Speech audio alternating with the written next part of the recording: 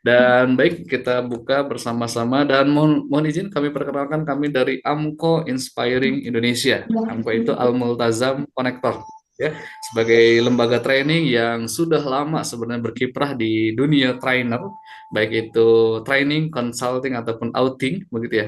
Namun secara resmi ya, secara legal formal kita baru diresmikan bulan kemarin di bulan Mei sebagai PT AMCO Inspiring Indonesia. Dan mohon izin kami perkenalkan, kami Amko Inspiring Indonesia dan kita bertegur sapa pada malam hari ini di agenda Inner Child Healing. Gitu ya. Dan langsung aja mungkin kita akan buka dengan bersama-sama membaca basmalah. Bismillahirrahmanirrahim. Selanjutnya untuk menambah keberkahan mungkin kita baca Al-Fatihah. Bagi yang non-Muslim mungkin bisa menyesuaikan ya. Al-Fatihah.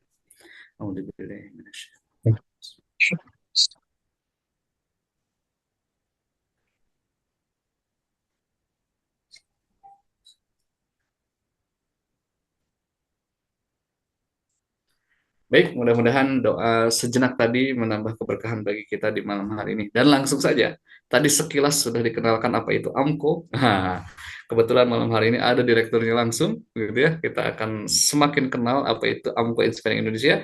Dan langsung aja, Coach Wawan, gimana kabarnya? Mangga, Coach Wawan, untuk menyampaikan Alhamdulillah, sambutan. Alhamdulillah. Terima kasih Coach Agus ya. Baik, Bismillahirrahmanirrahim. Sahabat semuanya, Assalamualaikum warahmatullahi wabarakatuh. Waalaikumsalam warahmatullahi wabarakatuh. Mohon maaf suaranya jelas ya. Jelas, Agus. Bismillahirrahmanirrahim. Alhamdulillah. Nahmaduhu wa nasta'inuhu wa nastaghfiruh wa na'udzu billahi min shururi anfusina wa min sayyiati a'malina. May yahdihillahu fala mudilla lahu wa man yudlilhu fala hadiyalah. La haula wa la quwwata illa billah. Amma ba'd. Sahabat Ambo Inspiring, Sobat Ambo Inspiring yang Allah muliakan. Alhamdulillah wa syukurillah qadarullah. Kita hanya benar-benar memohon dan meminta kepada Allah Subhanahu wa taala bahwa apapun yang sudah menjadi takdir Allah Subhanahu wa taala itu adalah hal yang terbaik untuk kehidupan kita baik hari ini ataupun hari esok ya. Karena Allah adalah maha segalanya bagi kita sebagai umat muslim yang meyakini bahwa la haula wala quwata illa billahil aliyyil azim.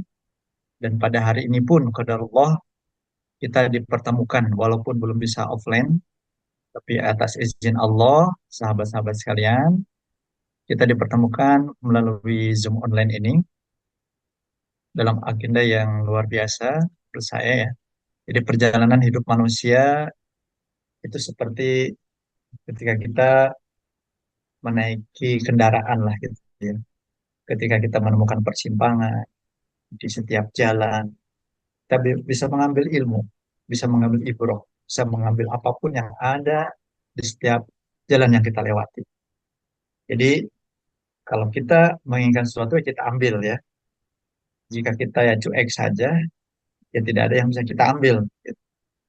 Maka kepada Allah pada hari ini kita sama-sama akan belajar bersama coach-coach yang luar biasa dari AMCO Inspiring Indonesia.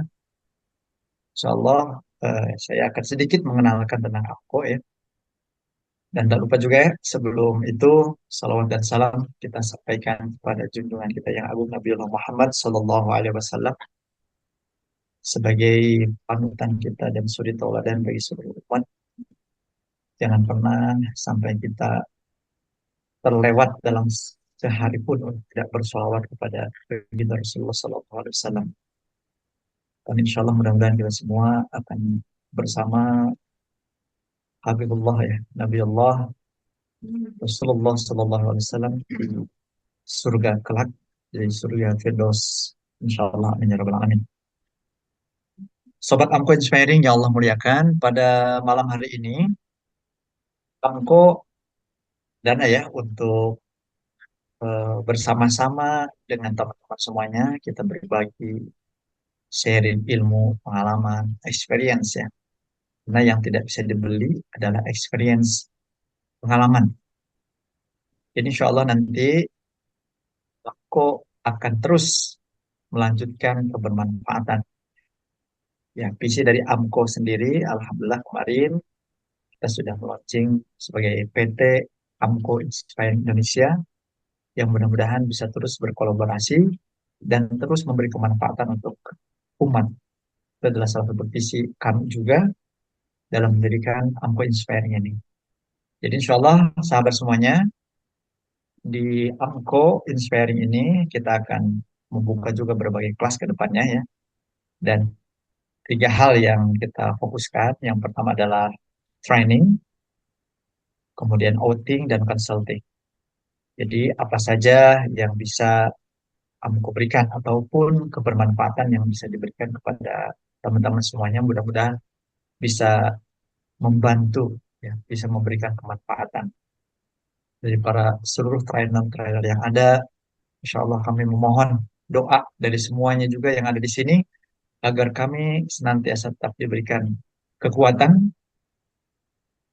semangat juga ya, semangat yang luar biasa karena kalau kita tidak punya semangat, maka sebaliknya gitu ya, kita tidak punya hero gitu ya untuk memberikan kemanfaatan untuk umat. Kita akan berjuang di pos masing-masing dan insya Allah apa tema yang diangkat pada hari ini atau pada malam hari ini, insya Allah bukan saja hanya untuk teman-teman yang memang dari awal kita buka di sini untuk memberikan dari inner child ya, dari sebuah luka menjadi bahagia.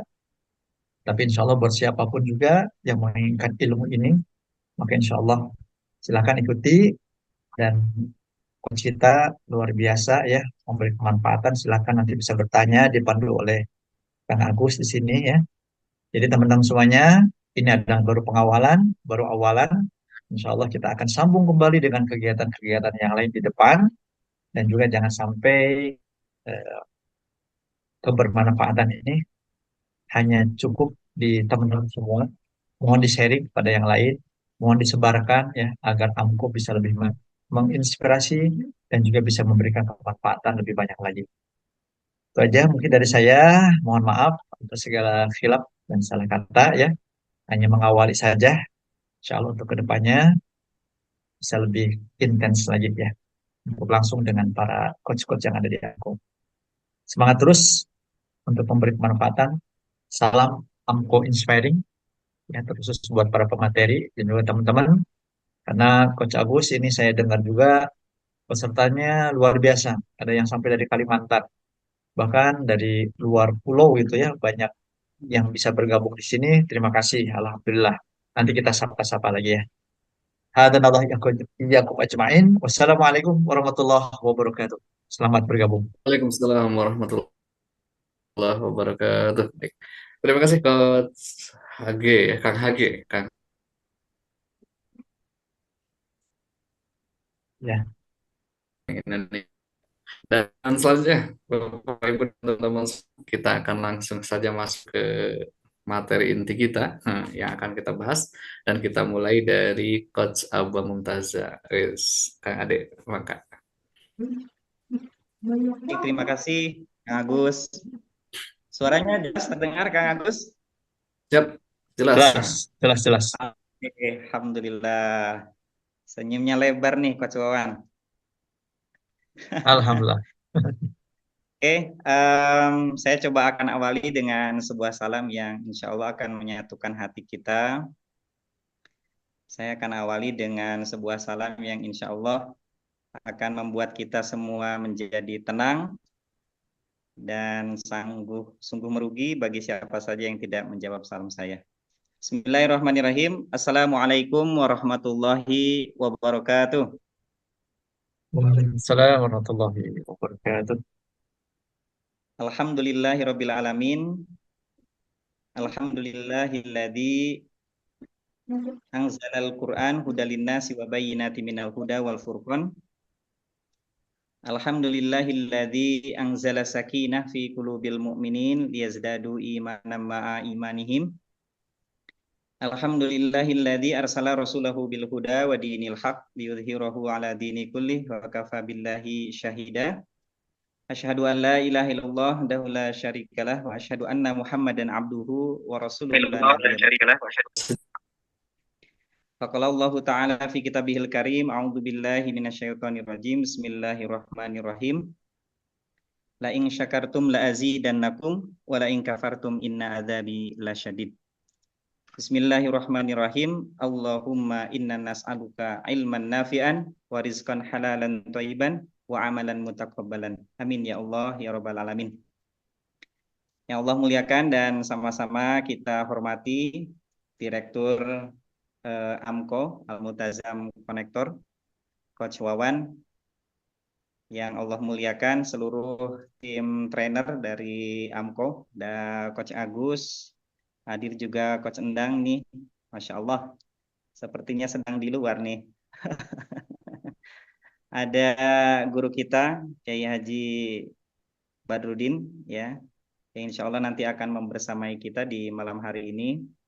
Ada juga Coach Cahyo, Masya Allah, serta para trainer yang lain yang insya Allah akan bersama-sama bergabung di grup ini menyambut para Bapak Ibu, para sahabat-sahabat AMCO Inspiring yang insya Allah mudah-mudahan semuanya dimuliakan Allah Subhanahu wa Ta'ala.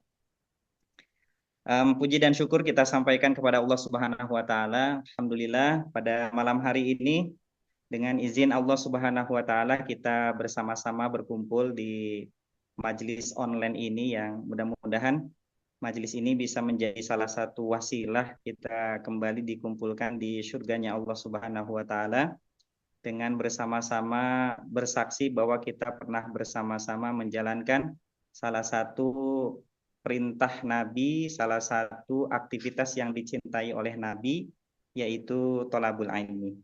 Maka tak lupa di malam hari ini juga kita terus bersalawat kepada Nabiullah Muhammad SAW, kepada keluarganya, para sahabat, serta kepada umatnya yang senantiasa tunduk dan patuh menjalankan sunnah Nabi Muhammad SAW. Baik sahabat AMCO Inspiring Indonesia yang Allah muliakan, serta para coach sekalian, berbahagia malam hari ini saya bisa berjumpa dengan para Bapak, Ibu, teman-teman sekalian. Insya Allah dalam 1 jam ke depan kita akan bersama-sama sharing, berbagi tentang inner child healing, ya, inner child healing. Izin saya share, Ustaz Agus.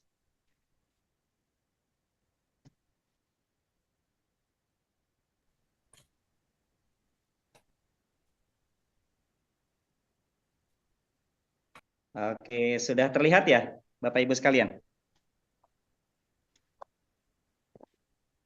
Sudah, Pak. Oke, alhamdulillah. Baik.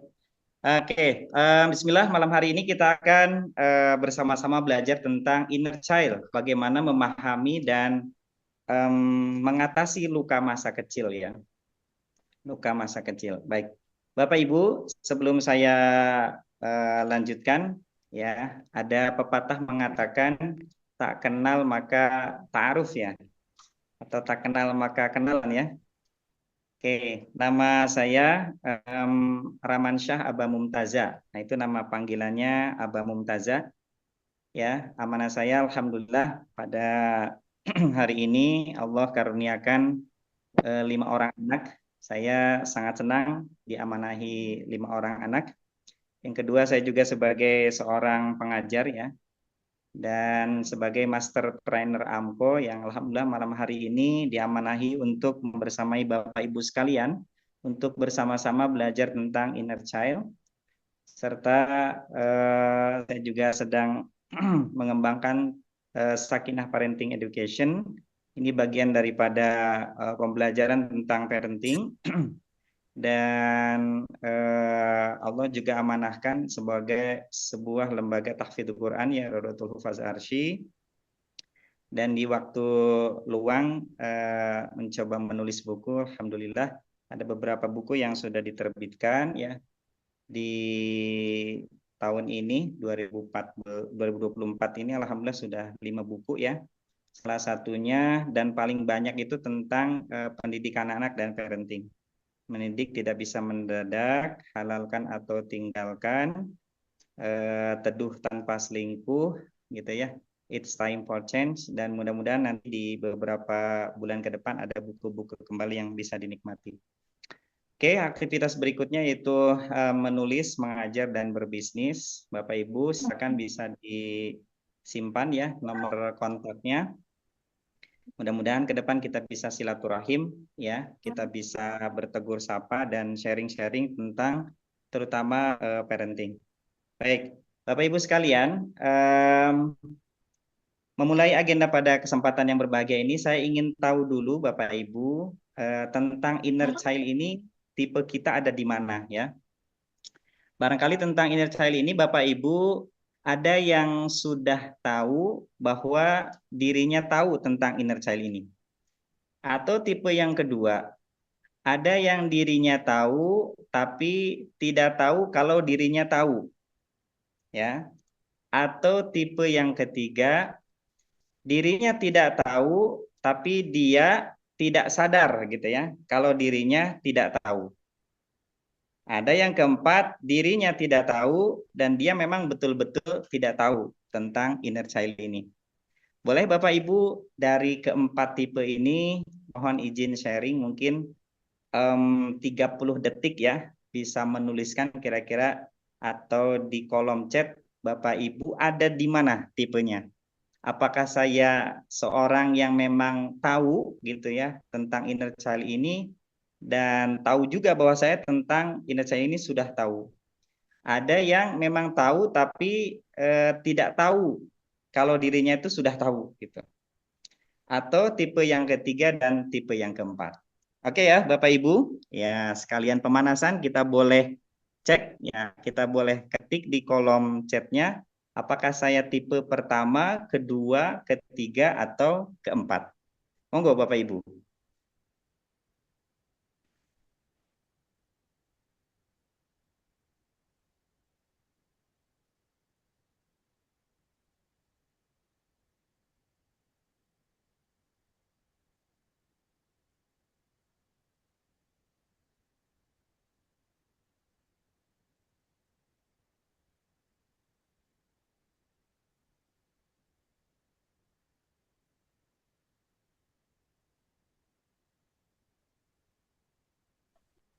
Iya, 10 hitungan mundur ya. Masya Allah. Baik, Bapak Ibu, ternyata variatif ya. Ada yang memang sudah tahu tentang inner child ini, tapi dirinya tidak tahu bahwa dirinya mengetahui tentang inner child ini. Ada yang tidak sadar juga gitu ya. Atau ada yang dua-duanya, tipe 4. Tipe 4 itu sudah tidak tahu dan tidak tahu juga kalau dirinya tidak tahu tentang inner child ini. Oke. Alhamdulillah. Baik, terima kasih Bapak Ibu yang sudah mengisi kolom chatnya. Luar biasa, sangat variatif. Oke. Iya. Nah, ternyata pertanyaan-pertanyaan ini, Bapak Ibu sekalian, ini sering diungkapkan oleh salah satu penulis ya, yaitu Imam Al-Ghazali. Bagaimana ini sebagai tolak ukur ketika kita ingin belajar sesuatu gitu, supaya kita bisa memulai dari angka mana kita belajar. Oke, Bapak Ibu sekalian, saya izin lanjutkan.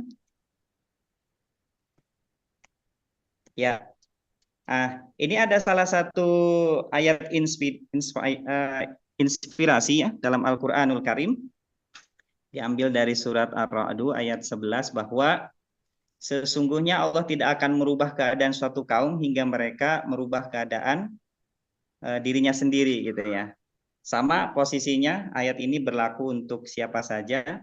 Bahkan kalau kita membaca beberapa literasi, ada salah satu Perdana Menteri Korea ya, kalau tidak salah namanya Park Chung-hee gitu ya.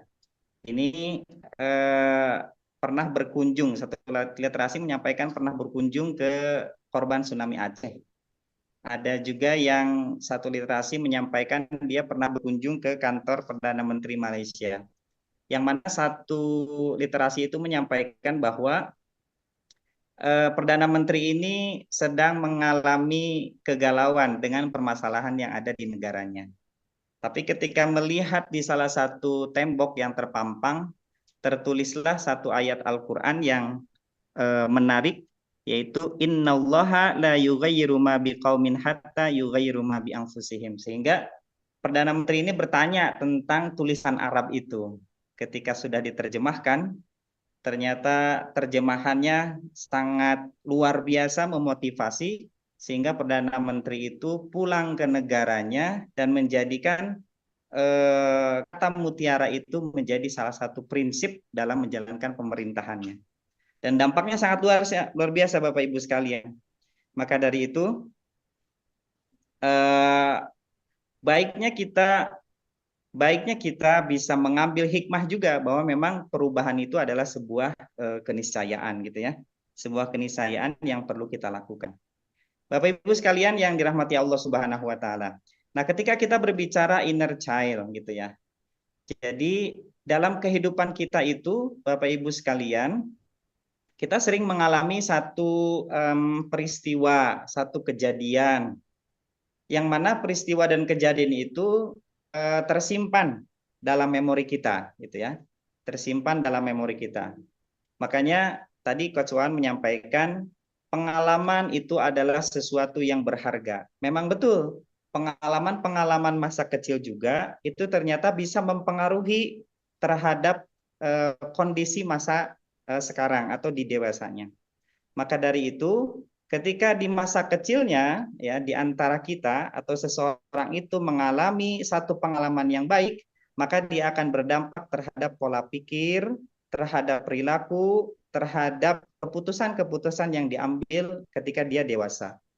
Begitupun sebaliknya Bapak Ibu, ketika si seorang tersebut mendapatkan pengalaman, kejadian, memori yang didapatkan ketika masa kecil gitu ya, yang buruk atau terluka, maka di saat yang sama itu pun sangat berdampak terhadap usia dewasanya. Nah, inilah yang disebut dengan inner child gitu ya.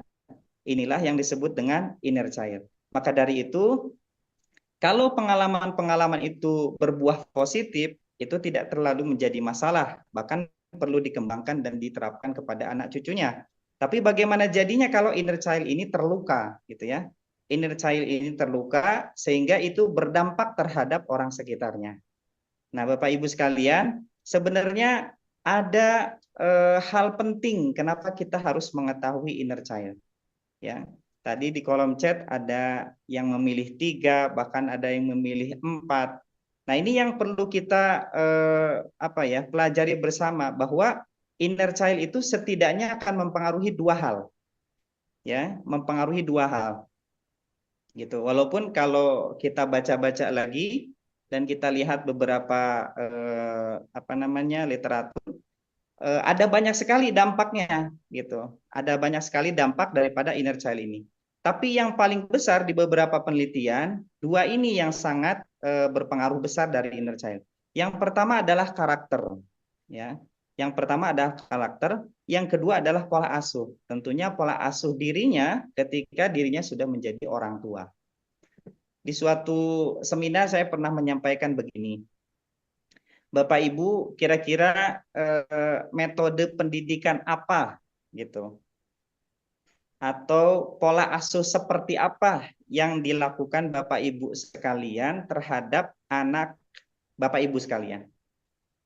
Ketika ditanya, rata-rata 70% itu menyampaikan pola asuh itu pola asuh turunan, gitu ya. Bagaimana ketika orang tua dulu mengajarkan seperti ini, saya coba ajarkan juga kepada anak-anaknya gitu. Nah, ini menarik kalau kita pahami, inilah yang disebut dengan inner child effect. Efek daripada inner child. Bisa merubah karakter dirinya sendiri dan bisa merubah pola asuh terhadap anaknya. Nah, dalam bab karakter Bapak Ibu sekalian, ternyata inner child ini juga berdampak terhadap orang-orang dalam mengambil keputusan ketika dia sudah dewasa. Gitu ya.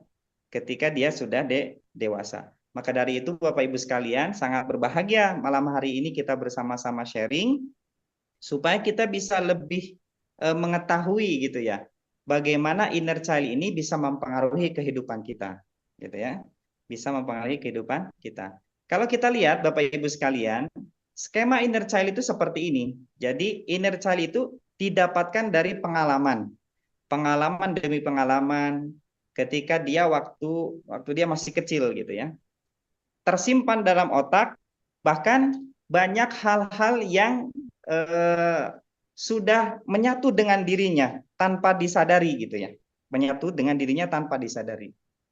Nah ternyata pengalaman dan memori itu terus terakumulasi menjadi satu karakter, ya, menjadi satu karakter, menjadi satu sikap, sehingga itu mempengaruhi bagaimana dia berpikir, gitu ya, bagaimana dia berpikir, terus bagaimana dia mengelola emosinya, dan bagaimana dia juga berperilaku. Bahkan bagi seorang pemimpin, bagaimana dia mengambil keputusan. Nah ini menarik, gitu ya. Ini menarik. Di salah satu perusahaan di Amerika Serikat kalau tidak salah, ada perusahaan dia mengambil karyawan itu skill itu nomor 5. Yang pertama itu adalah pengalaman masa kecil. Menarik ini. Pengalaman masa kecil di usia 6 sampai 15 tahun. Jadi ketika di usia 6 sampai 15 tahun si calon karyawan tersebut terpuaskan masa kecilnya, positif masa kecilnya, maka itu menjadi pertimbangan khusus. Kenapa? Karena studinya menyatakan bahwa usia perkembangan di 6 sampai 15 tahun itu sangat berpengaruh terhadap perilaku, ya, terhadap perilaku daripada karyawan tersebut kelak. Gitu. Nah, ini ketika diselidik ke depan, ternyata itulah yang menjadi pertimbangan perusahaan tersebut, dan diselidik lagi ke belakang, itulah yang menjadi dampak daripada inner child sendiri. Nah, maka dari itu Bapak Ibu sekalian, perlu kita pahami, kalaulah misalkan tadi kita berada di grade paling yang keempat, tidak tahu inner child itu apa, mungkin bisa kita naikkan. Oh, sadar, ternyata ini yang membentuk saya selama ini.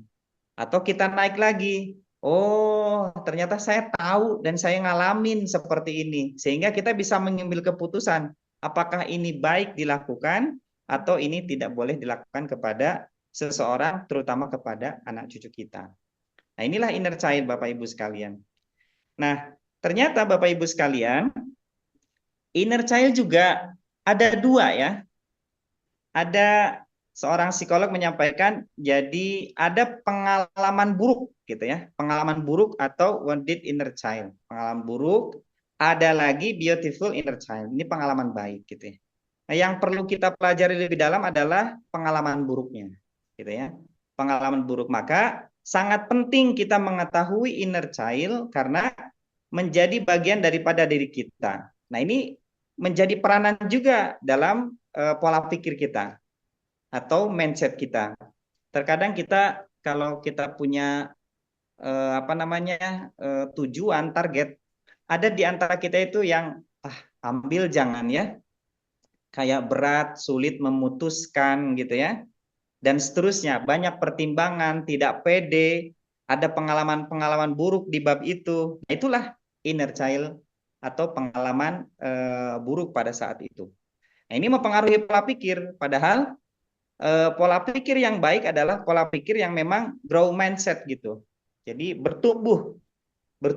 Bagaimana kita mendidik anak-anak ini tidak flat gitu ya, tapi disesuaikan dengan zamannya. Begitupun sebaliknya gitu ya. Tidak boleh kita memelihara fixed mindset gitu ya. Fixed mindset. Jadi bagaimana mindset ini ya udah segitu gitu. Itulah aku, nggak bisa. Jadi kita harus berubah. Supaya apa? Supaya efek positif itu terus hadir pada diri kita. Nah, maka Bapak Ibu sekalian, ada satu kalimat menarik yang Sri sampaikan kepada teman-teman itu adalah your response, your quality. Bagaimana responmu terhadap sesuatu, itulah kualitasmu. Your respon, your effect. Bagaimana responmu terhadap sesuatu, itulah nanti efeknya seperti apa. Gitu ya. Nah, maka ketika kita mendapati satu peristiwa, gitu ya, respon inilah yang menjadi fokus kita. Gitu. Kalau peristiwa itu akan terus berganti. Contoh ketika kita mendapati pendidikan pola anak seperti ini. Ada anak melanggar gitu ya. Atau ada anak ini telah melakukan kesalahan. Yang ditumbuhkan dalam kita itu terkadang kita fokusnya terhadap kesalahan anaknya. Padahal kita diajarkan ketika kita mendapati anak-anak ini bersalah atau melanggar, setidaknya ada 3 rumus. Ada 3 rumus atau kita simpulkan dengan 3D. Pertama, itu dimaafkan. Nah, ini menarik. Anak melanggar, dalam hati kita, itu pastikan hati kita itu sudah memaafkan terlebih dahulu anak kita. Dimaafkan. Oke. Yang kedua, difahamkan. Nah, simpan sendalnya yang rapih ya. Allah suka orang yang rapih. Dan seterusnya. Gitu ya. Yang ketiga, tahapan yang ketiga adalah didoakan. Nah, ini menarik. Gitu ya. Coba kita sama-sama praktekkan. Kalau hati kita belum memaafkan anak tersebut, maka boro-boro untuk memahamkan. Yang ada apa? Munculnya amarah.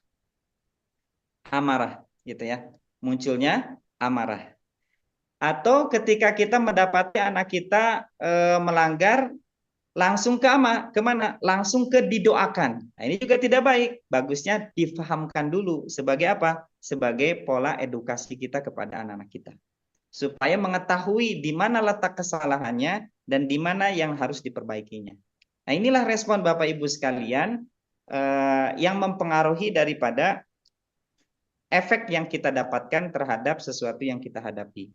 Salah satunya dalam mendidik anak, Bapak Ibu sekalian. Oke, Bapak Ibu sekalian yang dirahmati Allah Subhanahu wa Ta'ala.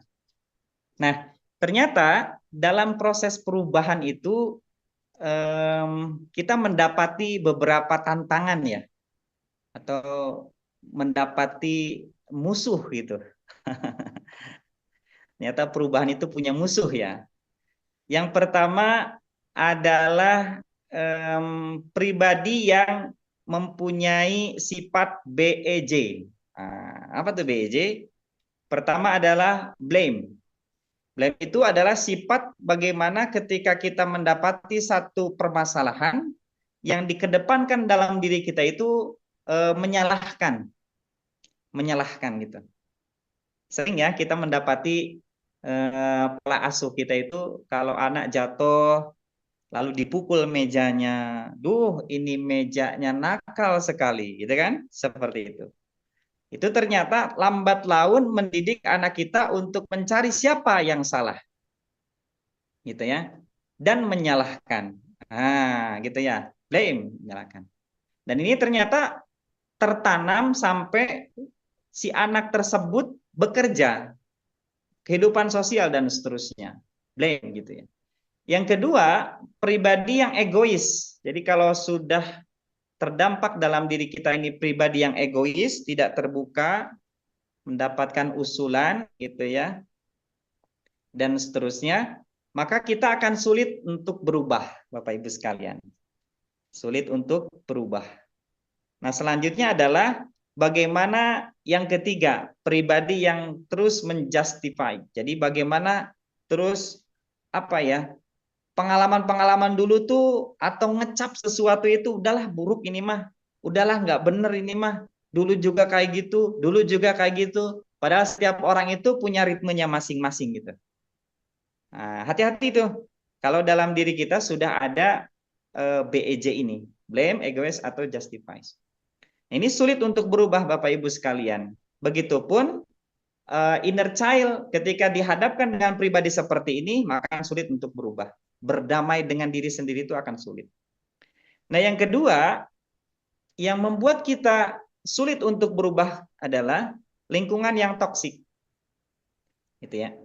Makanya Bapak Ibu, ketika kita ingin berdamai dengan diri kita, inner child, ya, pengalaman-pengalaman kita di waktu kecil, memori-memori kita di waktu kecil, kita harus mempunyai lingkungan yang support gitu, bukan malah mengiyakan, gitu ya. Mengiyakan apa yang menjadi kekurangan kita, mengiyakan apa yang menjadi kelemahan kita. No, kita cari lingkungan yang memang bisa support. Salah satunya apa? Lingkungan keluarga. Bagaimana lingkungan keluarga ini bisa mendukung daripada perubahan-perubahan kita.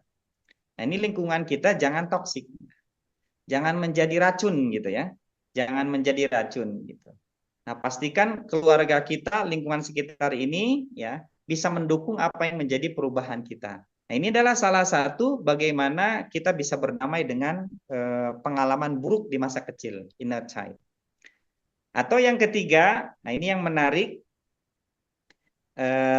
bahasan yang sebenarnya terjadi ya di luar negeri, tapi ternyata ketika kita kaji di Indonesia juga banyak orang atau keluarga yang terjangkit parental burnout. Jadi kelelahan gitu ya, kelelahan dalam mendidik anak, kelelahan menjalankan fungsinya sebagai suami, kelelahan menjalankan fungsinya sebagai istri gitu kan, seperti itu. Padahal kita pahami bahwa dunia keluarga ini adalah dunia yang sangat panjang aktivitasnya. Mulai bagaimana ta'aruf, bagaimana menikah, bagaimana mempunyai anak, anak 1, 2, dan seterusnya, bagaimana anak sekolah, ketika sudah sekolah, bagaimana ketika kuliah, dan seterusnya. Nah, inilah bagian perjalanan yang sangat panjang. Maka pastikan keluarga ini tidak lelah gitu. Tidak lelah. Di beberapa konsultasi, ada beberapa pasangan muda itu menyampaikan, ini baru 10 tahun kami menikah, kok kayak lelah ya saya itu. Kayak saya tuh di keluarga itu atau di rumah itu bekerja sendirian, suami nggak bantuin gitu loh, dan seterusnya. Nah, ini perlu komunikasi yang intens, perlu bonding yang kuat, bahwa apa yang menjadi tugas kita masing-masing, aktivitas kebersamaan itu perlu dibangun dengan harmonis. Nah, 3 poin ini ya, Bapak Ibu sekalian, ketika kita ingin berdamai dengan inner child. Karena inner child ini sangat mempengaruhi. Kalau tidak berubah, maka keputusan-keputusan, pola pikir gitu ya, dan perilaku-perilaku ini sangat mempengaruhi dalam kehidupan, terutama di usia dewasa. Ya. Oke. Bapak Ibu sekalian yang dirahmati Allah Subhanahu wa taala. Nah, sekarang kita masuk bagaimana inner child ini mempengaruhi pola asuh kita kepada anak-anak kita gitu ya. Jika inner child orang tua ini belum selesai, ya tadi belum berubah ya, maka cenderung menerapkan pola asuh yang sama dengan orang tuanya dulu, padahal sudah tidak cocok lagi gitu ya, sudah tidak cocok lagi dengan zaman sekarang gitu. Oke ya. Atau pengalaman trauma di masa kecilnya ini memberikan pengaruh dalam menerapkan pola asuh terhadap anaknya. Contoh, ketika anak ini terlambat, yang dilakukan orang tua dulu itu membentak. Nah, maka secara tidak langsung itu tersimpan dalam memori kita dan kita kembali repeat ulang pola-pola pengasuhan itu terhadap anak-anak kita. Gitu ya. Nah, ada satu kejadian, ada seorang anak, dia sangat penakut gitu ya. Sangat penakut, pulang sekolah ceritanya hujan. Pulang sekolah hujan, ternyata teman-temannya sudah pada pulang duluan gitu. Dia menunggu karena takut pulang sendirian ditambah hujan. Ketika sudah reda, dia pulang ke rumah, tapi disambut oleh orang tuanya dengan pertanyaan yang monohok gitu ya. Pertanyaan yang kaget gitu. Bukannya disambut dengan senyuman, sudah berjuang gitu ya. Dari rasa takut dan menunggu hujan, tiba-tiba pertanyaannya adalah, kenapa kamu terlambat? Kamu kemana dulu? Dan seterusnya diungkapkan. Sehingga anak ini mulai muncul dalam hatinya, loh, kok tadi saya ini kan lagi nunggu hujan gitu ya, supaya reda, bisa pulang, dan seterusnya gitu. Gitu ya. Akhirnya datang ke rumah mendapatkan poin itu, mendapatkan pertanyaan itu. Akhirnya disitulah munculnya benih-benih inner child atau pengalaman buruk. sakit hatikah, di situ muncul lagi apa namanya kecewakah, yang mana itu tersimpan Bapak Ibu sekalian, itu tersimpan di bawah alam bawah sadarnya untuk kembali bisa menjadi copy paste terhadap anak-anaknya nanti. Maka inilah yang perlu kita pahami bersama. Ketika ada poin-poin negatif dalam pengalaman buruk, itulah yang perlu kita selesaikan terlebih dahulu. Jadi ketika pengalaman buruk itu sudah selesai dalam diri kita, maka akan sangat mudah kita bisa mendidik anak kita itu dengan pola asuh terbaik, versi terbaik, tidak ada lagi luka yang bisa ditularkan atau diwariskan kepada anak-anaknya kelak. Atau yang ketiga, ketika inner child ini dalam orang tua ini belum selesai, gitu ya, apa ya, cenderung tertanam dalam dirinya itu membenci pola asuh orang tuanya dulu gitu ya. Bahkan di suatu konseling ada pasangan suami istri menyalahkan, lo dulu juga saya diajarin kayak gitu, makanya saya ajarin ke anak saya gitu loh. Ketika saya tanya apakah cocok dengan kondisi sekarang, apakah cocok dengan kondisi ibu sekarang, mereka menggelengkan kepala. Gitu ya, Bapak Ibu sekalian. Nah, inilah pentingnya kita selesaikan inner child kita gitu ya. Pengalaman-pengalaman buruk kita terutama di masa kecil kita supaya ini bisa mempengaruhi pola asuh terhadap anak-anak kita dengan memberikan yang terbaik. Menarik Bapak Ibu. Masya Allah. Jadi kalau inner child-nya belum selesai, nah itu akan berpengaruh terhadap pola asuh diri kita terhadap anak-anak kita. Dan ini Bapak Ibu ternyata dulu saya pernah menjadi salah satu juri ya di lomba karya tulis gitu. Ada yang membahas tentang inner child. Membahas inner child, ternyata pengaruhnya terhadap pola asuh ini sangatlah besar gitu. Ya. Pengaruhnya terhadap pola asuh ini sangat besar. Nah, maka ini menarik Bapak Ibu, kalau kita tidak selesaikan ya pola asuh kita atau kita tidak menyadari oh ternyata ini salah, ternyata ini yang perlu diperbaiki, ada kekhawatiran ini terus berlanjut kepada generasi-generasi berikutnya. Dan ini bisa terjadi di dunia pendidikan kepada murid-muridnya, kepada siswa-siswanya atau kepada santri-santrinya. Gitu ya. Oke. Nah, maka Bapak Ibu, mari kita kembali merenung apakah kita sebagai orang tua ini ya dari dampak inner child ini masih di posisi orang tua yang nyasar dalam artian kita menerapkan pola kita itu apa adanya, ngalir, bahkan cenderung turunan gitu ya dan tidak punya tujuan. Padahal seorang anak itu Bapak Ibu sekalian ketika lahir di alam dunia ini ya dia itu sudah mempunyai hak gitu ya. Jadi ada 3 hak anak yang perlu kita tunaikan. Pertama adalah memilihkan pasangan hidup yang soleh dan solihah. Ini bagi akang teteh, kakak-kakak sekalian yang belum menikah, menarik nih ya. Jadi ketika akang teteh, kakak-kakak sekalian ingin menikah dan memastikan pasangan hidupnya, calon pasangan hidupnya itu soleh dan solihah, maka pada saat yang sama, gitu ya, pada saat yang sama dia telah memenuhi hak anak. Lalu ada pertanyaan, bagaimana dong? Saya sudah menikah gitu. Nah, kalau yang sudah menikah, pastikan kita dengan pasangan hidup kita itu berjalan menjadi orang-orang yang senantiasa bertakwa kepada Allah Subhanahu wa taala atau menjadi orang-orang yang berusaha menjadi orang-orang yang soleh dan solehah. Oke, itu hak anak yang pertama, Bapak Ibu. Hak anak yang kedua adalah memberikan nama yang baik. Ya, memberikan nama yang baik gitu. Jadi jangan sampai kita menjadi orang yang nyasar gitu ya. Oke.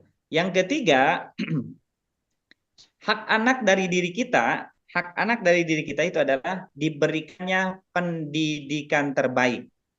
Ya. Pendidikan terbaik itu adalah pendidikan adab dan pendidikan Al-Qur'an.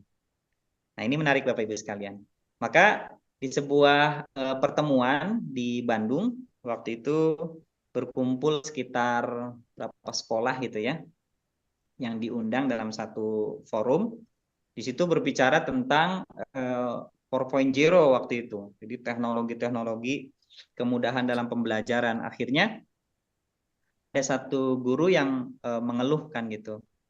Waduh, kalau semua sudah pakai teknologi gimana nih nasib kita, katanya begitu ya. Akhirnya di situ menjadi satu diskusi yang mana saya coba memberikan usulan pada saat itu. Saya sampaikan di forum itu bahwa Bapak Ibu yang sekarang menjadi guru, bahkan orang tua, tetaplah berdiri di depan kelas untuk mengajarkan adab dan akhlak gitu. Kenapa? Karena teknologi ini selamanya tidak bisa mengajarkan adab dan akhlak. Tapi kita bisa mengajarkan adab dan akhlak itu dengan keteladanan kita. Maka berbahagialah pada Bapak Ibu yang senantiasa sampai hari ini mengajarkan anak-anaknya untuk berbuat baik dan mencontohkan untuk berbuat baik. Karena Rasulullah Shallallahu Alaihi Wasallam juga menerapkan 5 hal dalam pola pendidikannya. Yang pertama itu adalah keteladanan, ya. Yang kedua adalah pembiasaan, yang ketiga adalah perhatian, dan yang keempat adalah apresiasi, baru yang kelima adalah reward dan punishment. Gitu. Jadi ini apa namanya? Berjenjang gitu ya. Berjenjang. Keteladanan kita perlu berikan gitu ya, pembiasaan gitu ya. Pembiasaan karena kita ketika mendidik anak ingin menjadi anak yang misalkan terbiasa nyimpen sendal pada tempatnya, membereskan apa namanya spray setelah dipakai tidur, itu tidak langsung bim salah bim, harus ada pembiasaan gitu ya. Dan yang ketiga yang terpenting adalah perhatian. Nah, ini yang menarik nih ya, di perhatian ini nih, pola perhatian. Kita kadang-kadang apa ya Bapak Ibu, ada istilah together but alone gitu ya. Kita bersama tapi kadang-kadang merasa sendiri, kurang perhatian gitu ya. Makanya di beberapa sekolah itu ada yang anak-anaknya itu atau di beberapa keluarga yang anak-anaknya itu mencari perhatian ke tempat lain. Dan uniknya ketika mencari perhatian itu ada yang mengambil perhatian itu perhatian yang tidak baik. Ya, suatu ketika saya pernah bati satu anak yang apa ya melakukan hal yang tidak baik ya. Ketika ditanya kenapa ini berulang, dia bilang seneng aja, nanti kan biar dipanggil lagi, biar ketemu lagi sama bapak gitu ya, biar ngobrol lagi, biar diperhatiin lagi.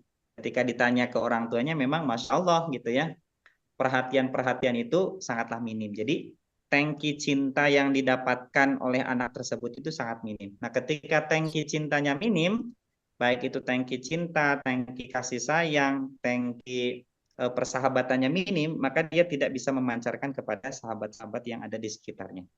Muncullah ketika main fisik itu biasa aja.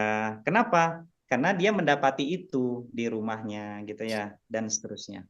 Nah, ini Bapak Ibu sekalian, ayo nih ya, jangan sampai kita menjadi orang tua yang nyasar.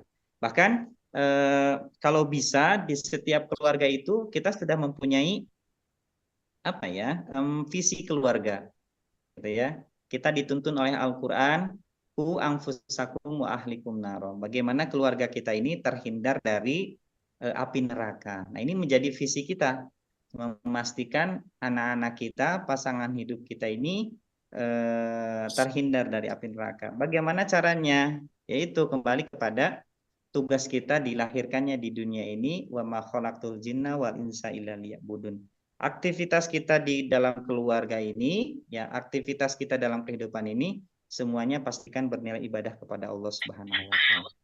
Oke, kita sambung yang berikutnya itu tentang orang tua sadar. Nah, ketika nyasar, mudah-mudahan kita naik tingkat menjadi orang tua yang sadar. Oh iya ya, ini loh hak anak yang belum saya tunaikan. Oh ini loh pola pendidikan yang perlu saya terapkan gitu loh. Oh ini loh kewajiban saya sebagai istri, sebagai suami gitu loh. Nah, ini kalau kita sudah sadar akan poin-poin itu Bapak Ibu sekalian, ini akan berdampak terhadap pola asuh, ini akan berdampak terhadap anak-anak kita di masa yang akan datang, bisa memastikan mereka ini bisa lebih baik daripada kita. Jadilah orang tua yang sadar bahwa kadang-kadang belajar rumah tangga atau keluarga ini atau pendidikan anak ini memang tidak spesifik ada di sebuah fakultas ya. Jadi memang harus terus belajar gitu, harus terus belajar memahami. Saya sering menyampaikan begini, berbicara tentang parenting ini, belajarnya sekali tapi ujiannya berkali-kali gitu.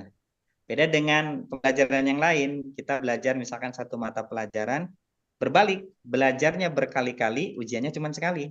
Tapi parenting, every day, every time rumah kita gitu. Maka kalau kita tidak punya kesiapan, tidak punya respon yang positif terhadap dinamika keluarga itu, itulah yang terjadi kepada keluarga-keluarga yang tidak harmonis. Nah, yang selanjutnya kita tingkatkan kembali, kita semua harapannya bisa menjadi orang tua yang benar. Orang tua yang benar itu adalah orang tua yang bagaimana kita mendidik anak-anak kita ini dengan tuntunan daripada Al-Qur'anul Karim, tuntunan Rasulullah SAW, serta kita mengetahui usia kembang anak-anak. Jadi masa perkembangan anak-anak. Saya kasih contoh, misalkan ketika di usia SD, maka TK SD ini jadilah kita sebagai khodim gitu ya, sebagai pelayannya. Nah, ketika di usia SMP, nah jadikanlah anak-anak kita ini sebagai jundi gitu ya, sudah bisa dimintai tolong gitu. Nah, ketika anak-anak kita sudah beranjak SMA atau kuliah, nah jadikanlah anak-anak kita sebagai partner. Bila perlu kalau anak kita hobinya futsal, kita sesekali main sama mereka dan seterusnya gitu ya. Nah, ini adalah pola bonding yang pas gitu ya. Pola bonding, pola pendekatan. Bahkan kalaulah kita misalkan mempunyai 3 anak, nah bonding di antara ketiga ini berbeda-beda karena karakter setiap anak 3 itu berbeda-beda. Bisa jadi ada pendekatan dengan anak pertama karena hobinya futsal, pendekatannya dengan futsal. Ada yang misalkan yang kedua anaknya perempuan, pola pendekatannya dengan menggambar dan seterusnya gitu ya. Nah, ini kedekatan-kedekatan ini perlu gitu ya kita lakukan kepada anak-anak kita. Dan jangan lupa jangan lupa me time juga perlu kita sempatkan dengan pasangan hidup kita, dengan istri atau dengan suami. Oke. Nah, ini Bapak Ibu sekalian, lampu merah gitu ya, lampu merah pengingat kita bagaimana kita menjadi orang tua. Jangan sampai kita menjadi orang tua yang nyasar, tapi jadilah kita menjadi orang tua yang benar agar pola pendidikan dan anak-anak kita menjadi orang-orang yang soleh dan solehah. Amin. Oke, selanjutnya Bapak Ibu sekalian, ada pertanyaan untuk kita semua. Sebenarnya inner child luka gitu ya, pengalaman yang menghadirkan luka itu apa sih gitu kan, seperti itu. Nah, setidaknya ada 3 Bapak Ibu gitu ya. Ada praktek inner child, pengalaman-pengalaman, kejadian-kejadian masa kecil yang membuat luka dan itu terbawa di masa dewasa.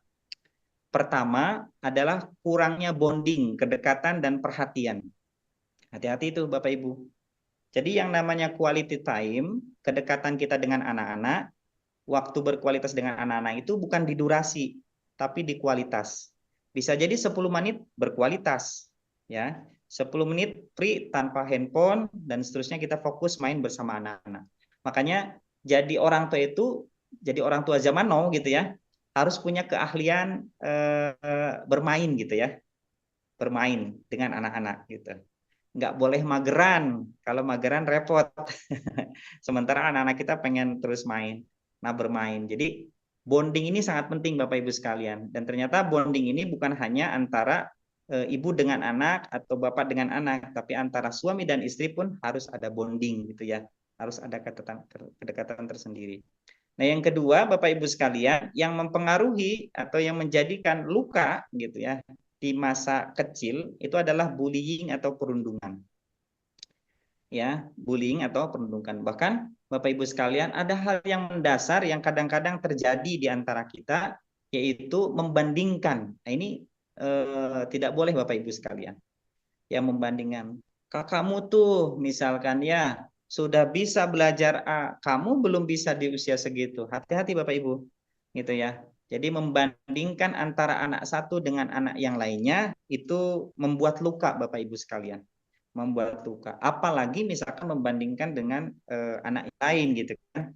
Nah, ini membuat luka gitu. Maka bahasa-bahasa untuk memotivasi anak-anak itu kadang-kadang perlu kita olah baik-baik.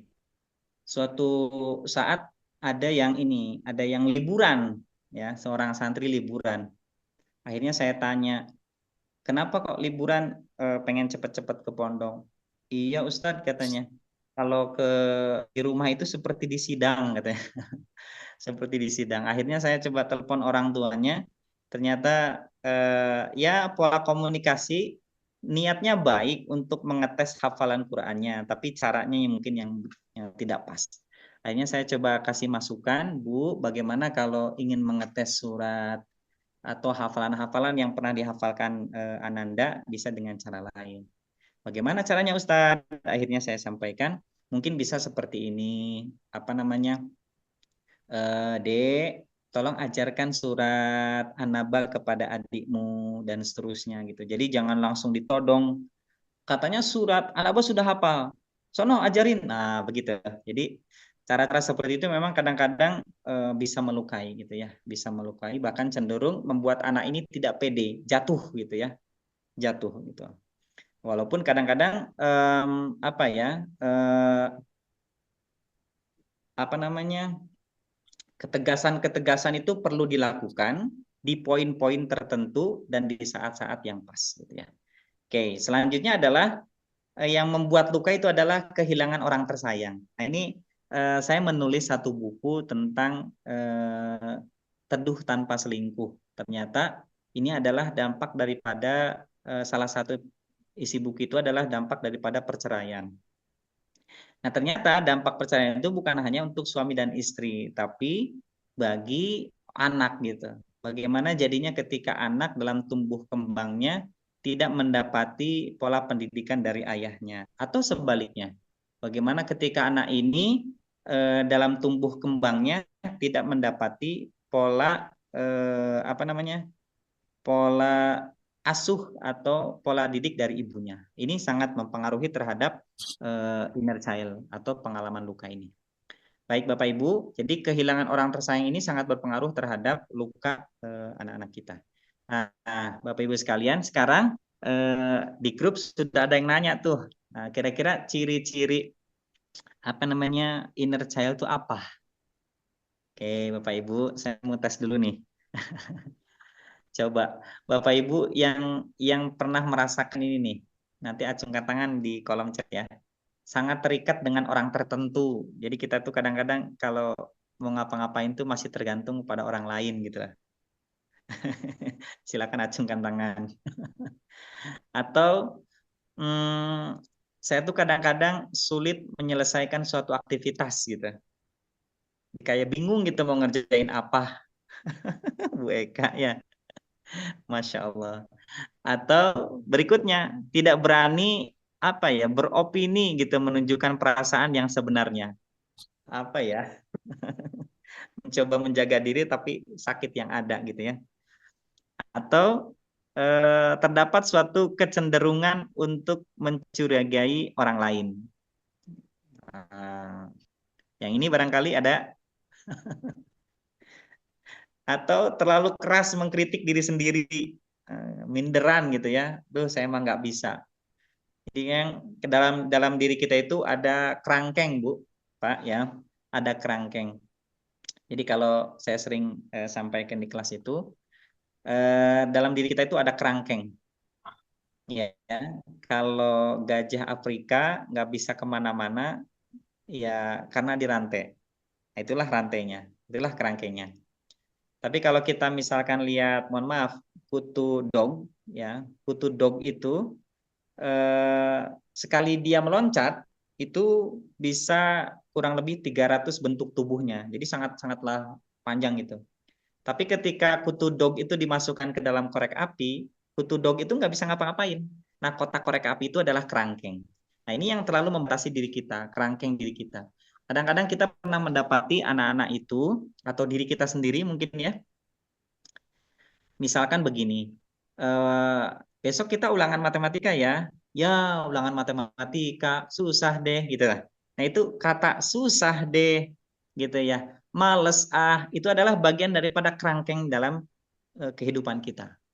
Maka lepaskan kerangkeng itu gitu ya, supaya bisa bebas, karena seseorang itu sebenarnya mampu, tapi karena kerangkeng-kerangkeng itu jadilah dia tidak mampu. Dan perhatikan Bapak Ibu sekalian, ketika kita mendapati satu tantangan, respon itu sangat mempengaruhi gitu ya. Mempengaruhi cepat lambatnya kerangkeng itu terbuka. Contoh, ketika ada seorang guru menyampaikan misalkan, "Nah, besok ulangan matematika ya." Kelompok A menyampaikan, "Yes, besok ulangan matematika. Aku senang." Nah, itu mempengaruhi mempengaruhi terhadap efek berikutnya. Apa yang harus dilakukan? Ada lagi kelompok berikutnya, mungkin kelompok B menyatakan "Ya, ulangan matematika lagi," gitu kan? Seperti itu. Tapi ada kelompok saya yang besok ulangan matematika ya, dia lempeng aja tanpa komentar apa-apa dan seterusnya. Nah, ini komentar-komentar itu, respon-respon itu bagian daripada apa? Cara kita melepaskan kerangkeng dalam tubuh kita, terutama kerangkeng-kerangkeng yang negatif, gitu lah. Makanya saya sering di kelas itu begini, kalau ngabsen itu panggilannya selain hadir bisa 3 pilihan. Saya siap, saya semangat, saya bisa. Jadi anak-anak itu kalau dipanggil misalkan Fulan, saya siap. Fulana, saya bisa. Nah, itu ternyata ngebentuk gitu. Ngebentuk apa? Kata-kata positif. Kata-kata positif yang tadinya saya lemas dan terusnya menjadi sosok yang luar biasa dan bisa mengikuti pembelajaran. Oke, ini terlalu keras mengkritik diri sendiri. Atau tidak ingin terlibat dalam suatu konflik. Boleh acungkan tangan di kolom chatnya. Jadi kalau ada konflik itu cenderung, udahlah mending menghindar aja, nggak mau menyelesaikan gitu. Boleh Bapak Ibu, yang sekiranya ada dampak dari inner child, luka inner child yang seperti ini. Tidak ingin terlibat dalam suatu konflik. Insya Allah. Iya, iya. Luar biasa, ya luar biasa. Nah, ini minimal kita bisa mendiagnosa ya Bapak Ibu sekalian, dari 10 ini, mana nih yang kita banget gitu. Oh, saya kayaknya yang ini deh, tidak percaya diri, insecure gitu ya, dengan bentuk tubuh sendiri dan seterusnya gitu kan, dan seterusnya. Nah, ini apa ya? Eh, diagnosa diri kita dulu awal ya. Nah, ini mudah-mudahan nanti bisa menjadi solusi gitu, mencari solusinya. Atau kita kadang-kadang menjadi orang yang cemas ketika berhadapan dengan hal-hal baru, tidak adaptif. Padahal zaman sekarang kita kan harus agile ya, gitu, harus satset gitu ya, harus cepat gitu, beradaptasi dengan hal-hal baru gitu. Kalau tidak beradaptasi ya layaknya sebuah toko misalkan yang sudah pindah semua ke digital online dan dia tetap di offline, itu kadang-kadang berpengaruh terhadap omset dan seterusnya. Begitupun di pola pembelajaran dan pola pengasuhan anak gitu. Jadi kalau kita tidak adaptif gitu ya, tidak adaptif akan kesulitan gitu ya Bapak Ibu sekalian. Oke, selanjutnya selalu berusaha keras untuk menjadi yang terdepan gitu. Ini kadang-kadang menarik juga gitu. Sisi lain bisa dikategorikan sebagai positif gitu, selalu yang terdepan. Tapi sisi lain kalau kita amati juga ini cenderung tumbuh sifat egois. Jadi kalau dia tidak mendapatkan sesuatu yang harusnya dia dapatkan gitu ya. Padahal hidup ini kadang naik, kadang turun. Nah, dia menjadi kecewa yang berkelanjutan. Nah, ini ada yang checklist apa nih? Selalu berusaha untuk menyenangkan orang lain. Masya Allah. Gitu ya. Jadi, kadang-kadang padahal dalam hidup kita itu, kita tidak bisa menyenangkan semua orang gitu ya. Contoh, kita ketika menjadi pemimpin, mengambil keputusan, ada saja yang pro kontra. Gitu ya, seperti itu. Nah, ini beberapa dampak daripada inner child atau ciri-ciri inner child yang terluka. Nah, sebenarnya kalau kita amati, kita pelajari di beberapa literatur, banyak sekali gitu ya, banyak sekali hal-hal yang kita dapatkan gitu ya daripada efek inner child ini. Saya sendiri sangat merasakan sekali pola pendidikan Bapak, pola pendidikan Ibu yang sangat tercermin gitu. Tapi alhamdulillah gitu ya, dengan adanya tadi kembali ke awal, kita sadar bahwa ini harus dilakukan, kita sadar juga ini tidak boleh dilakukan selanjutnya, itu yang menjadi filter dalam kehidupan kita. Ini harapannya bisa menjadi salah satu trigger supaya kita bisa menjadikan anak-anak kita lebih baik daripada sebelumnya. Baik Bapak Ibu sekalian. Nah, sekarang kita melihat dari sisi cara menyembuhkan inner child yang terluka gitu ya. Oke, yang pertama Bapak Ibu sekalian gitu ya. Ketika kita mendapati yang tadi 10 itu, yang harus kita lakukan terlebih dahulu adalah kita harus ridho Bapak Ibu. Kita harus ikhlas menerima gitu ya. Menerima apa yang sudah terjadi di masa kecil. Kenapa? Karena itu bagian daripada skenario Allah. Kita tidak bisa balik lagi. Itu kita ridho ya. Dan hebatnya ridho ini bisa melahirkan kesadaran. Kalau kita nerima itu, kita akan sadar di sisi mana yang perlu kita perbaiki, di sisi mana yang perlu kita tingkatkan. Yang kedua, Bapak Ibu, cara menyembuhkan inner child yang terluka adalah muhasabah. Kita harus mengevaluasi diri kita sendiri, gitu ya. Bila perlu kita harus memaafkan terhadap apa yang terjadi pada diri kita sendiri. Walaupun yang namanya memaafkan itu berat. Dan ternyata memaafkan itu bukan hanya untuk diri kita sendiri, tapi untuk orang tua kita. Gitu ya. Untuk orang tua kita, gitu ya. Nah, yang ketiga adalah terus berdoa, Bu. Ya, Pak ya, terus berdoa. Ud'uni astajib lakum. Jadi berdoalah kepada Allah Subhanahu wa taala, maka Allah akan kabulkan. Nah, bisa juga ikhtiar sembuhnya tuh banyak. Ada terapi gitu ya. Nah, nanti insya Allah terapi ini akan diperdalam oleh yang expert lah. Ada Ustadz Badar nanti dilanjutkan setelah sesi ini. Bagaimana terapi-terapi gitu ya. Ada beberapa terapi juga yang bisa jalani, misalkan dengan menjadi orang yang terbuka dengan masukan-masukan, dengan terapi menulis. Ada terapi juga yang diterapkan di negara mana tuh, Thailand gitu ya. Seperti itu. Dan ternyata dalam doa ikhtiar sembuh ini juga kita perlu punya partner gitu. Siapa partnernya? Ya pasangan hidup kita gitu. Ya suami, ya istri, atau kalau yang belum menikah bisa dengan temannya gitu ya. Atau kita bisa mencari orang yang profesional yang bisa membantu menyembuhkan luka inner child ini. Gitu ya Bapak Ibu sekalian. Nah, ini beberapa cara ya yang kita lakukan ketika kita terdampak daripada inner child atau mendapati luka inner child. Oke, Bapak Ibu sekalian, di sesi terakhir ini saya ingin mengajak Bapak Ibu sekalian refleksi ya terhadap inner child yang ada. Pertama, Bapak Ibu, bahwa yang namanya hidup itu adalah ibadah. Gitu ya. Hidup itu ibadah, maka pastikan step demi step kehidupan kita itu bisa lebih baik daripada sebelumnya gitu. Gitu. Kita menyadari ada kekurangan, kita menyadari ada kelemahan, maka disitulah yang perlu kita perbaiki. Karena Allah sudah memberikan kepada kita kehidupan, maka pastikan tugas kita itu untuk bisa beribadah dengan maksimal kepada Allah Subhanahu wa taala. Yang kedua, sebagai amanah kita di dunia ini, bahwa ketika kita mendapatkan amanah anak gitu ya, pastikan anak kita itu lebih baik daripada kita. Kalau kita analogikan sebagai pohon yang tumbuh, lalu ditebang, dan ternyata muncul tunas, nah tunasnya itu biasanya melebihi hasil bekas tebangannya gitu. Nah, pastikan anak-anak kita itu lebih baik daripada kita.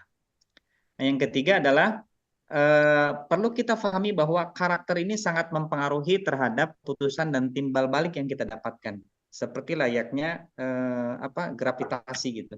Apa yang kita ucapkan, apa yang kita lakukan, itu sesungguhnya akan kembali kepada kita. Apa yang kita tanam, maka kita akan memetik apa yang kita tanam. Gitu ya. Dan selanjutnya Bapak Ibu, perubahan sebuah kisah. Jadi bagaimana setelah seminar ini atau webinar ini, mudah-mudahan ada beberapa hal yang bisa kita dapatkan dan itu bisa menjadi titik tolak daripada perubahan. Karena Bapak Ibu, saya sangat meyakini bahwa kalau materi-materi yang kita dapatkan di sebuah seminar itu sangat mudah untuk diakses dimanapun. Tapi energi pas mengikuti sebuah webinar dan seterusnya untuk berubah, itulah yang mahal Bapak Ibu. Nah, maka perubahan itulah yang perlu kita lakukan supaya kita mempunyai dampak yang positif dari webinar-webinar yang pernah kita lakukan. Nah, selanjutnya adalah ikhtiar sembuh lebih baik lagi. Kalaulah misalkan saat ini kita mendapati ada luka-luka inner child yang pernah kita dapatkan di masa lalu, maka kita harus punya ikhtiar untuk bisa lebih baik gitu. Jangan sampai nauzubillah gitu ya, luka-luka itu malah menjadi luka turunan gitu, luka turunan untuk anak kita. Nggak boleh ya Bu ya, Bapak Ibu sekalian. Dan selanjutnya Bapak Ibu, kita ini hanya seorang hamba yang tidak punya daya, tidak punya upaya. Apa yang terjadi di masa kecil, apa yang terjadi di masa dewasa, itu sudah skenario terbaik daripada Allah Subhanahu wa taala. Dan kita ini tidak punya kekuatan selain daripada pertolongan dari Allah Subhanahu wa taala. La haula wala quwwata illa billah.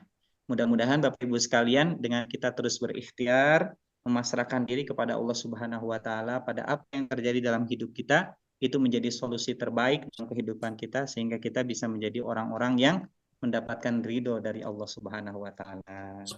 Masya Allah Bapak Ibu, terima kasih ini sudah nggak ini ya, nggak kerasa udah jam 9 kurang 15 menit. Selanjutnya mungkin nanti ada sesi tambahan ya yang akan disampaikan oleh Ustadz Badar terkait terapi gitu, healing. Dari saya cukup sekian Bapak Ibu, saya mohon maaf yang sedalam-dalamnya kalaulah ada kata-kata yang kurang berkenan. Kalau ada hal-hal yang kurang pas, saya mohon maaf yang sedalam-dalamnya. Wallahu alam. Hadanallahu wa iyyakum ajmain. Assalamualaikum warahmatullahi wabarakatuh. Terima kasih Bapak Ibu sekalian. Waalaikumsalam warahmatullahi wabarakatuh. Terima kasih Coach Abah Muntaja, luar biasa ya. Sangat memberikan insight bagi kita semua tentang inner child ya, ternyata luar biasa sekali. Dan selanjutnya sebelum pada ya, belum tampil ternyata ya. Dan sebelum sebelum pada sesi berikutnya tentang terapi, ini pasti yang sangat ditunggu-tunggu nih terkait dengan terapi ini seperti apa. Mungkin mohon izin kita akan tampilkan kembali profil tentang tentang AMKO ya. Kita tampilkan.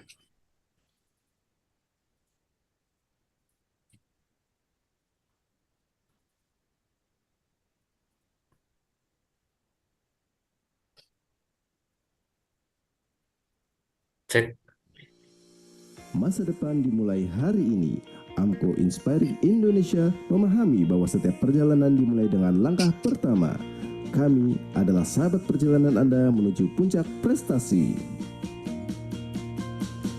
Dalam setiap seminar yang kami selenggarakan, kami menyalakan api semangat perubahan.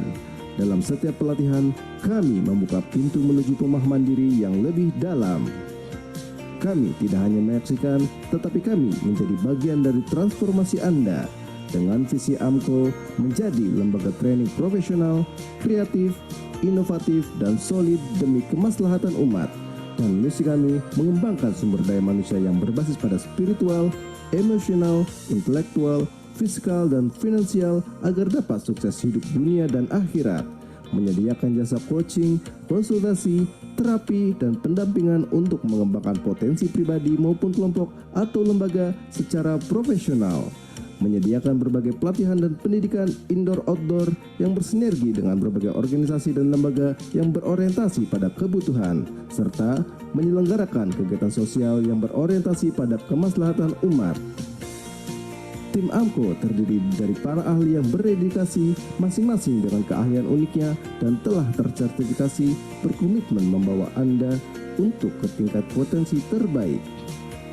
Kami memformulasikan materi pelatihan dengan metode pembelajaran yang telah terbukti menciptakan pengalaman yang tidak hanya mendidik tetapi juga menginspirasi. Telah lebih dari 50 lembaga, instansi maupun komunitas telah bermitra dengan AMKO Inspiring Indonesia dan lebih dari 2.000 SDM telah merasakan dan mengikuti berbagai pelatihan dan seminar yang kami selenggarakan.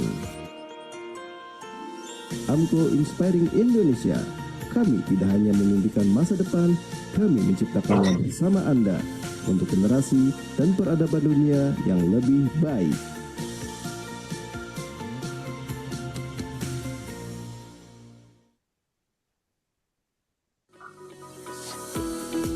Baik, terima kasih ya. Itu dan teman-teman semua, sahabat semua. Ini makin semangat ya, semakin malam semakin semangat.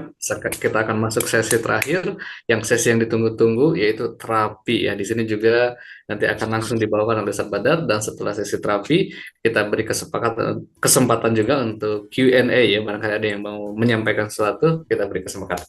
Dan langsung saja kepada Ustadz Badar kami persilakan.